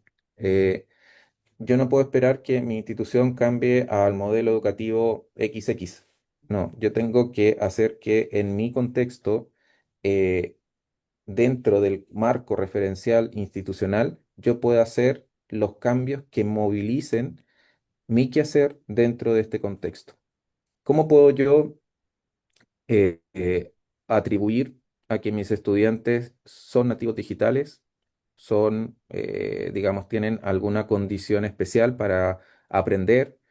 ¿Cómo yo me responsabilizo de esa parte? Y desde ahí, entonces, recoger aquellos elementos que me van a permitir que durante ese periodo de tiempo que me otorga la vida, ¿cierto?, académica, de trabajar con estos estudiantes. Entonces, Lo que yo les digo es muy cierto. La construcción ya no es como lo hacíamos antiguamente, donde yo generaba mis materiales de aprendizaje y me podían servir harto tiempo, 2, 3 semestres, 4 semestres, etcétera. Hoy día es algo un poquitito más que se requiere mayor dinamismo en ese contexto. Y la construcción que yo hice en noviembre ya no me sirve hoy día.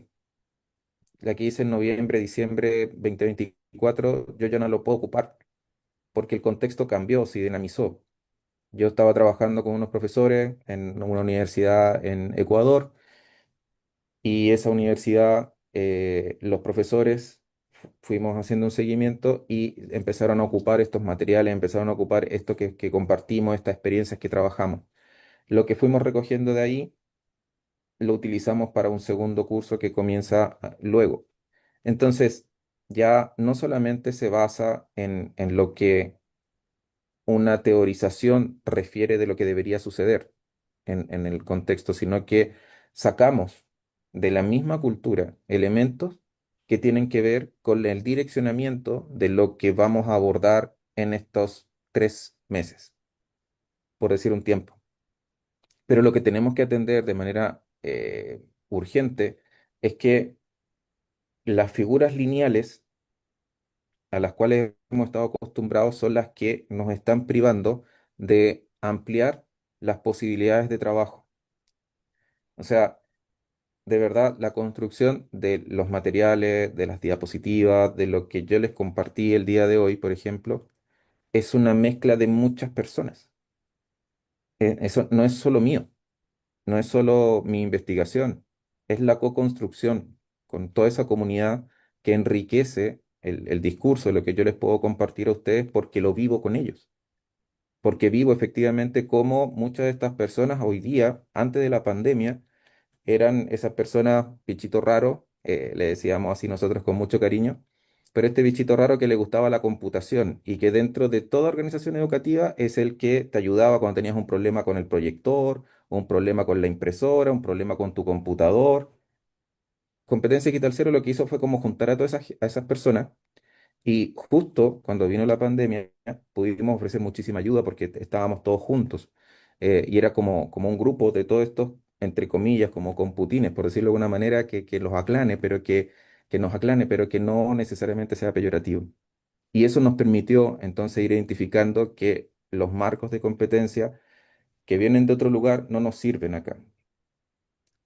Nosotros necesitamos co-construir otros elementos. Nuestros jóvenes como les decía, aunque suene fuerte, les amputaron la inducción tecnológica y tenemos generaciones de amputados.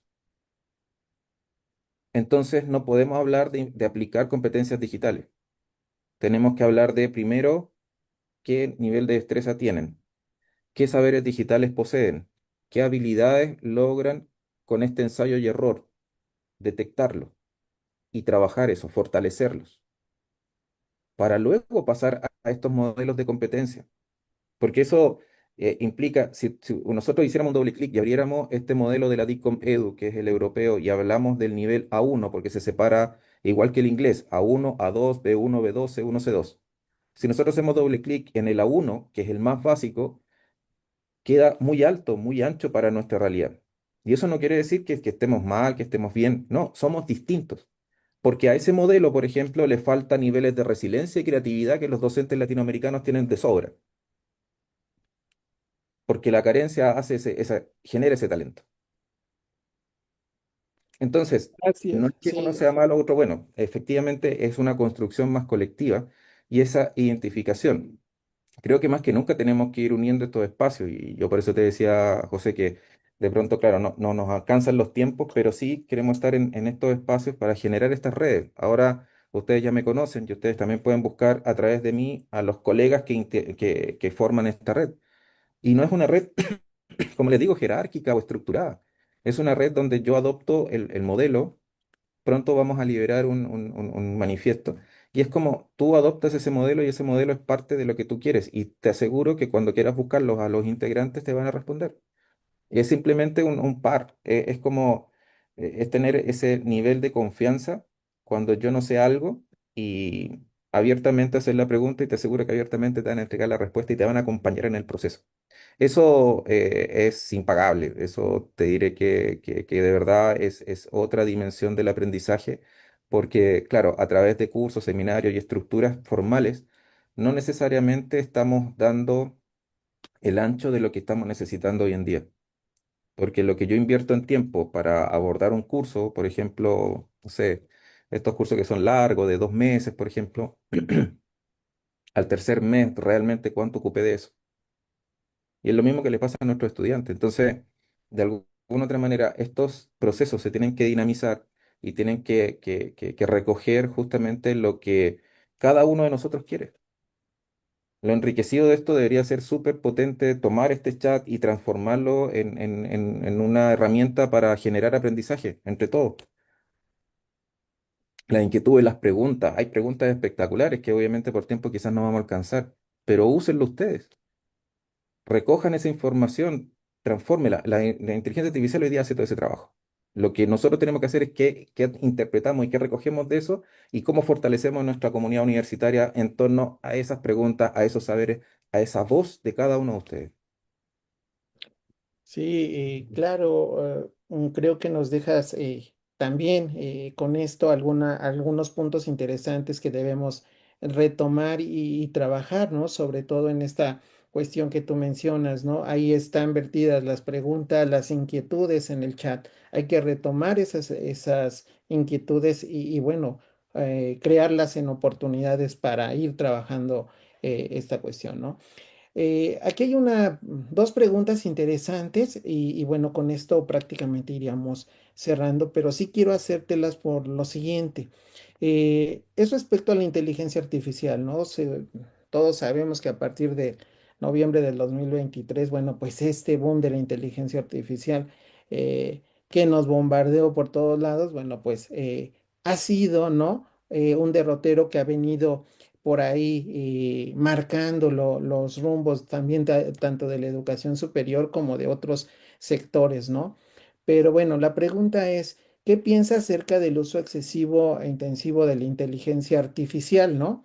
En los entornos educativos. Sin una guía, ya hablaste por ahí de un manifiesto, ¿no? Que otras instituciones también han hecho ya sus manifiestos respecto a al uso de la inteligencia artificial. Y bueno, esta la englobo también con una pregunta que por ahí me surge, tal vez tú tengas mayor conocimiento, yo no lo había escuchado. En Argentina se creó un maestro con inteligencia artificial. ¿Qué pasaría si también se crea un rector o un CEO inteligente que sea un avatar para que trabaje con los maestros en inteligencia artificial? Y bueno, la última pregunta, que sería, ¿qué tipo de liderazgo tú sugieres para trabajar en las instituciones de educación superior tradicional para que inicien un proceso de transformación y responder a las demandas contemporáneas? Creo que con esas preguntitas por ahí englobadas, pues podríamos ir cerrando la actividad del día de hoy. Y bueno, pues nos quedamos con muchas ganas de seguir escuchando las experiencias que tú tienes al respecto, ¿no, Antonio? Perfecto. A ver, creo que por tiempo no vamos a poder abordar tanto, pero les voy a compartir acá, creo que igual estaba en la última lámina. Ahí hay una dirección a mi blog y justamente ahí hay un artículo que muestra qué está pasando en Latinoamérica. O sea, ya hay experiencias en Latinoamérica, de aquí en México, por ejemplo, acá en Guadalupe, hay una experiencia que se está generando, digamos, de acompañamiento al proceso formativo de estudiantes de enseñanza básica en un colegio. Estoy siguiendo de cerca porque está cerca la experiencia. Y en un principio se habían inspirado en la figura de un colegio inglés, donde efectivamente están utilizando la inteligencia artificial para reemplazar, en muchos casos, la función docente. Afortunadamente, ellos están utilizando otro modelo, un modelo que no reemplaza la acción docente, sino que apoya justamente la acción docente cuando el docente no está.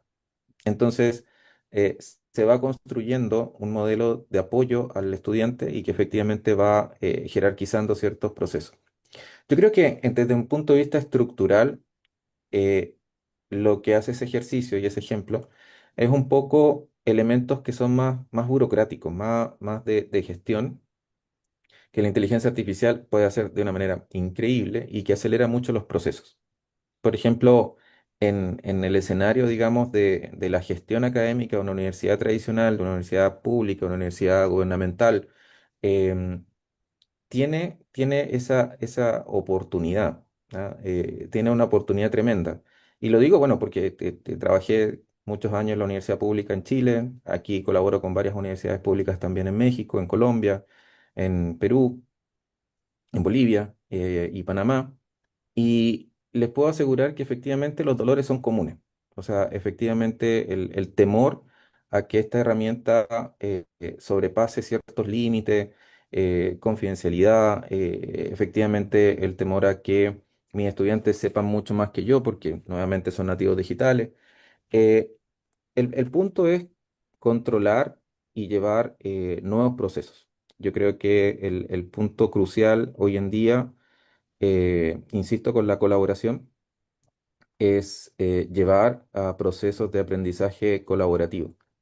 Si ustedes solamente hicieran una radiografía, porque yo afortunadamente he tenido la oportunidad, hacen una radiografía de que los profesores que están en humanidades van a hacer el ejercicio a ingeniería y los profesores que hacen clase en ingeniería vayan a humanidades.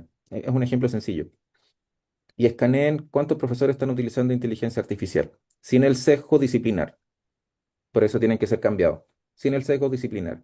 Identifiquen qué cosas se están haciendo y cuáles de esas cosas son valiosas. Y eso lo colocan en común. Y eso se lo llevan a la otra escuela. El aprendizaje entre pares hoy día es crucial porque efectivamente identificar qué está haciendo cada una de nosotros dentro de nuestras comunidades va a impactar a nuestros territorios y evidentemente a nuestros estudiantes. Entonces, el liderazgo que tú me preguntabas, José, yo lo veo más por el lado de esta capacidad, ¿cierto?, de movilizar, ¿cierto?, los intereses comunes. Aquí hay mucho de política educativa, aquí hay mucho de administración, hay mucho de gestión, sí, pero esto tiene que nacer de cada uno de nosotros. O sea, el genuino interés por aprender algo de un par que está en la otra escuela o un par que está en la sala de al lado, conversar 2, 3, 4 minutitos en qué está y cómo te va con la inteligencia artificial, qué estás haciendo tú, cómo lo ves con tus estudiantes. Y tener ahí hay un pequeño tips, tener un freno al lamento. O sea, ya, aguanta uno o dos quejas, pero la tercera, ¿de qué manera lo solucionas? Y ese es el ejercicio que hacemos internamente. Sí, porque tenemos que contener, tenemos que dar el abrazo, oye, ¿sabes qué? Sí, me está yendo mal, los estudiantes lo están ocupando, yo no sé cómo utilizarlo, no sé cómo esto otro. Ok, ¿y qué estás haciendo al respecto? Es que no sé. Y ese no sé genuino, entonces lo hacemos en conjunto, busquemos una solución, busquemos un tercero. Ese tipo de cosas en las comunidades educativas hoy día es más necesario que nunca. Porque efectivamente en las comunidades que constituyen las universidades hay muchos saberes. Por eso decía hace un rato, hay una lámina que habla del Age Management, que en el fondo yo he trabajado con grupos en Chile, hicimos una dinámica en un colegio, en la que el director me decía, es que tengo profesores que son muy grandes y tengo profesores que son muy jóvenes y no tengo justo de edades intermedias. Entonces tengo recién egresados y tengo unos que tienen una gran trayectoria. ¿Qué hago? ¿Cómo los mezclo? Bueno, el ejercicio que hicimos fue el siguiente. A los profesores más grandes les pedimos que identificaran las mejores metodologías que utilizaron durante su vida, las mejores. Y al grupo de más jóvenes, que estaban más interesados en la tecnología, les pedimos que habilitaran esas metodologías con inteligencia artificial. El resultado fue perfecto, porque trabajaron de manera conjunta, porque la experiencia del más grande tuvo la posibilidad de ser activada en los modelos que se estaban diseñando. Entonces ya no fue solamente la inteligencia artificial, sino que tenían el freno, oye, no, no, no, no, porque la metodología así no sirve, porque hay que cambiarle este foco. Hay que intencionar estos otros elementos para que los estudiantes participen. Modifiquemos eso. Entonces ese criterio que te da solamente la experiencia habla de esas competencias silver, que son unas competencias que solamente se desarrollan viviendo. O sea, no se desarrollan aprendiendo, no, se desarrollan en la vida misma. Esas capacidades son ultra necesarias en el uso de inteligencia artificial porque generan criterios, cosa que efectivamente los más pequeños no tienen, los más jóvenes tampoco porque tienen poca historia. Esa historia es parte crucial del desarrollo de las comunidades de aprendizaje y hoy se requieren para que efectivamente puedan contemplar de qué manera las tradicionales metodologías, hablemos de una sola, la evaluación formativa. Todos sabemos que efectivamente la evaluación formativa entre 15 y 12 alumnos funciona súper bien porque le podemos hacer ese seguimiento porque es un número que efectivamente es manejable. Pero si se lo decimos a un profesor de 60 personas, 70 personas, que la evaluación formativa le va a ayudar a sus estudiantes con un feedback más activo, lo matamos porque o hace las clases o le entrega el feedback o una de las dos. ¿Qué hacemos entonces? Utilizamos inteligencia artificial para procesar esa información, para diseminar también aspectos que, por ejemplo, no sé, habrán chicos que estén interesados en, no sé, estoy enseñando lo que quieran. Esa es epistemología de la educación. Si colocamos epistemología de la educación, por ejemplo, con el foco, no sé, en un entrenador de fútbol famoso, Bielsa, voy a llamar la atención de algunos que están vinculados con esos temas. Voy a colocar otro con otros temas, pero la línea base sigue siendo el mismo aprendizaje esperado, pero le coloco focos distintos y el estudiante elige a cuál quiere trabajar. El denominador común del aprendizaje esperado va a seguir siendo el mismo. Esa actividad nació de ese colegio que está en Villa Alemana, en Chile, en la quinta región, 90 minutos de la capital. ¿Quién la inventó? Los profesores. Entre un profesor grande y un profesor más joven. Entre uno que manejaba un poco más la tecnología y le enseñaba al otro cómo utilizarla. Y que el otro le aplicaba un elemento súper poderoso y que tiene que ver con el pensamiento complejo, que eso te lo da la edad. Pensamiento sistémico, pensamiento relacional, pensamiento crítico y pensamiento creativo, te lo da la edad, te lo da la experiencia. Y eso le hace falta a la inteligencia artificial para poder contextualizar realmente el aporte que puede ser significativo para el estudiante. Por lo tanto, la mezcla de la comunidad es el liderazgo que se requiere en las instituciones de educación. Que los líderes puedan soslayar esas diferencias para llevar una situación concreta de valor, porque no es solamente sociabilidad ni política básica, no, esto implica que efectivamente, juntando estos dos elementos, genero valor. ¿Para quién? Para los estudiantes. Si al final para eso estamos trabajando. Bien, Pues gracias, muchas gracias, José. Antonio. Un fuerte abrazo hasta Monterrey. Y bueno, pues yo le cedo el uso de la voz al maestro Rodrigo Vázquez para hacer la entrega de la constancia. Gracias. Muchas gracias, doctor. Muchas gracias, doctor Antonio, doctor Ricardo.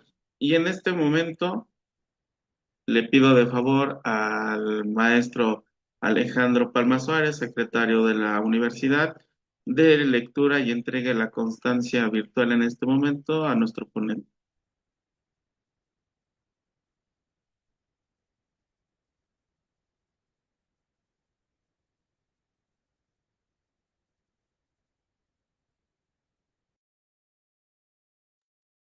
Maestro, si abre su micrófono, de favor.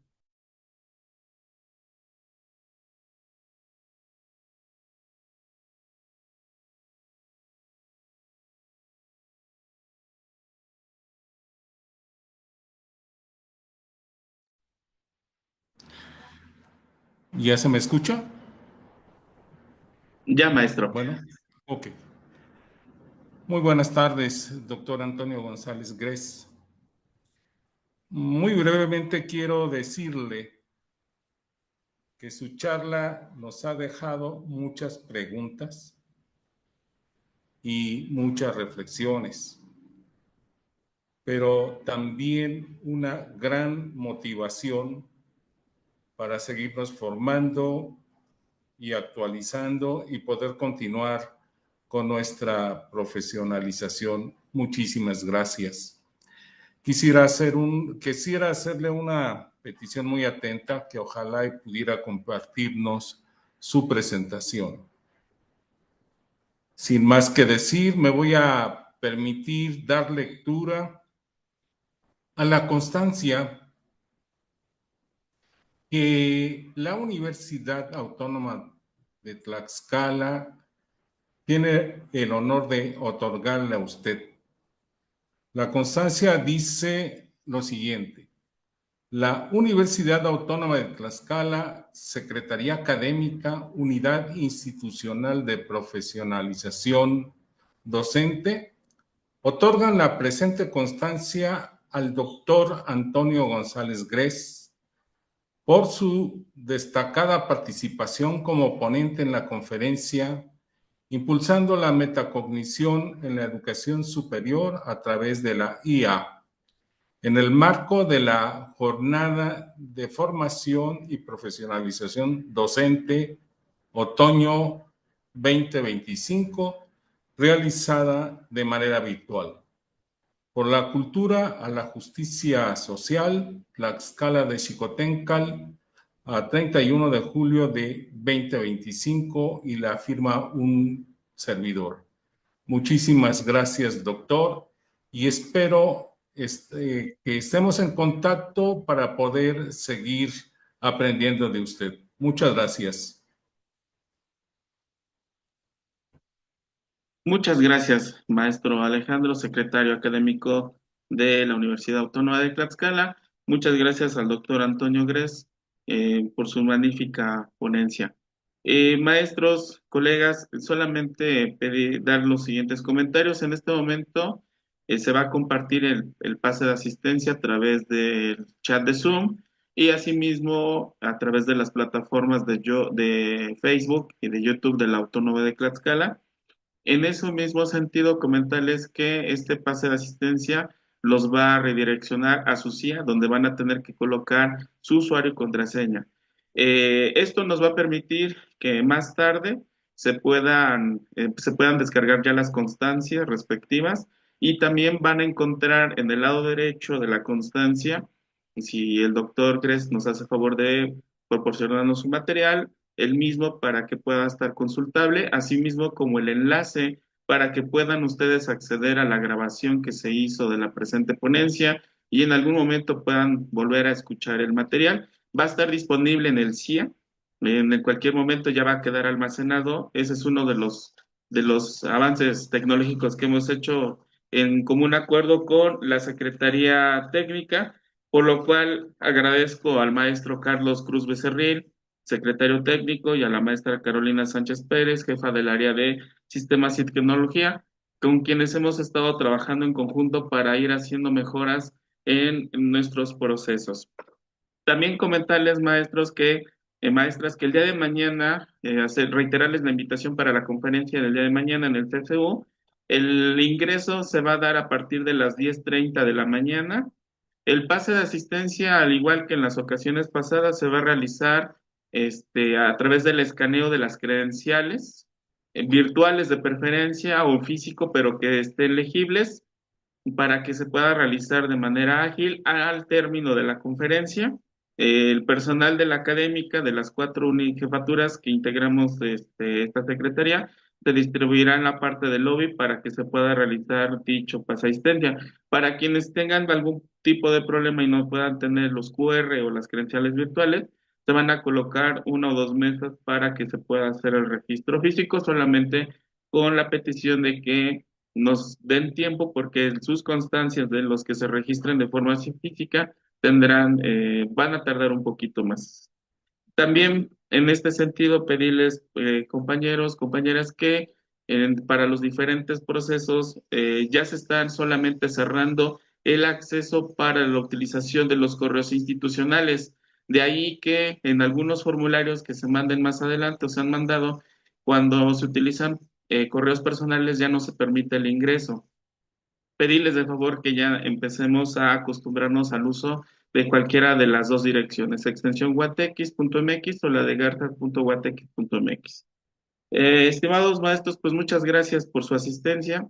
Esperemos que las reflexiones que el día de hoy se han realizado en materia de tecnología, metacognición, inteligencia artificial, pues nos ayuden a ir también promoviendo un cambio de trabajo en nuestras aulas. Hay que acordarnos que el modelo implica esta reflexión constante para promover las capacidades de nuestros estudiantes y que no rompe con el tema del día de hoy trabajado por el doctor Antonio, dado que nosotros, aunque no estamos hablando de competencias, hablamos de capacidades, pero sí estamos centrados en los procesos y en los productos, y fue una de las puntualizaciones que realizó el doctor. Pues expresarles a todos mi agradecimiento, deseándoles que tengan un maravilloso día y va a estar abierto todavía el pase de asistencia, así que no se preocupen. Que tengan una excelente tarde. Muchísimas gracias y un saludo fraternal a cada uno de ustedes. Que estén muy bien. Gracias por la invitación nuevamente.